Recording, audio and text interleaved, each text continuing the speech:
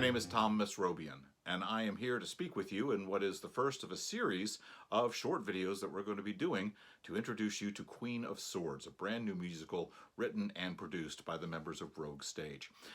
First of all, let me tell you a little bit about Rogue Stage. We are a professional theater company in our third year of existence, and we do small, independent kinds of shows, things you're not going to see in large community theaters or perhaps in schools. We're going to do some things kind of off the beaten path there.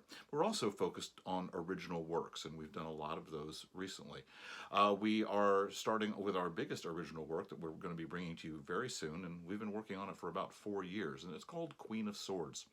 Queen of Swords is a rock musical written by myself and Ben Shepler, who you'll be hearing from in another one of these episodes. Queen of Swords is based on a real-life person. Her name was Julie d'Aubigny. She was born in 1673 in France. She grew up in the shadow of Versailles. Her father ran the stables for Louis XIV.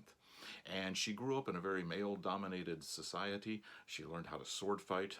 She was quite often dressed in male clothing, and she had a really rough upbringing. One of the most interesting things about Julie d'Aubigny is that she was bisexual. She was possibly transgendered before we had labels for all of these things. And she had a fascinating history of lovers that she took, both male and female. One particular love affair that Julie had was with a young girl. History does not record her name, so in our show she is called Elise. But her parents got involved and whisked her away to a convent. Julie pretended to be a nun, infiltrated the convent, waited for one of the nuns to die, and burned down the convent to fake the death of her and her girlfriend, and they escaped into the wild. That's just one of the many adventures that you hear about in Queen of Swords. So I came across the story on YouTube. She is pretty well known on the other side of the ocean, but not so much over here, but that is changing as we see more and more hashtags with Julie d'Aubigny showing up in them. She's a very fascinating person, and when I wrote this, started to write this, the biggest problem in our country was where's everybody going to go to the bathroom? You may remember those heady days of worrying about bathrooms, and I wish that was the only problem we were facing right now.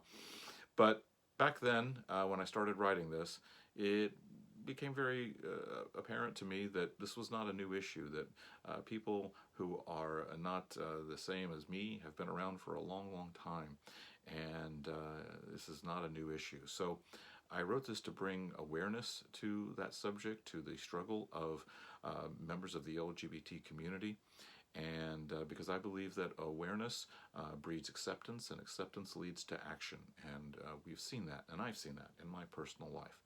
So that was the impetus to begin the story, and as I researched her life and researched more and more about the history of the time, I just found more and more relevant things about the life of Julie d'Aubigny that spoke to people in 2020. And so we have been working on this for a while. Ben Shepler is my co-composer, and he and I have worked together to create this really beautiful musical. It's been through workshops, it's been through readings, it's been through a number of editing processes, and now it's finally ready to bring to you. So we are hoping that everything works all right for us to bring it to the stage in 2020. That's going to happen in November at Polk State College. Of course, with all the things going on with COVID-19, we may have to adjust our schedule, as many others have to, but we're going to keep you up to date, and we're going to keep talking to you about Queen of Swords. So we encourage you to stay connected. If you don't like our page and you're seeing this somehow on YouTube, check us out at roguestage.com. You can read all about Julie's history there.